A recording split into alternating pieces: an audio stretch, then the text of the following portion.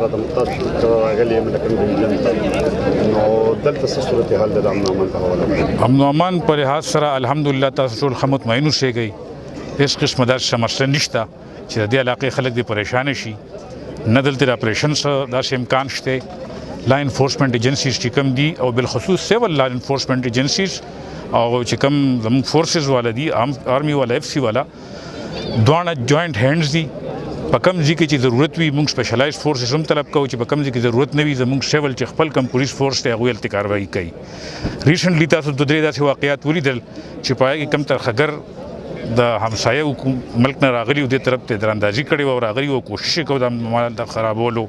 هغه الحمدلله لا انفورسمنٹ ایجنسیز ټول چې کوم دي ویویشتل ګن ډاون یې کړل او زما خپل دا خیال دی چې دې خطې چې کوم وخت تېر کړی دی سخت وخت او د دوی چې کومې قربانۍ وي د هغې نه پس چې دوی راغلي دي نو ترخاګر کوي او یا بدامن کوي.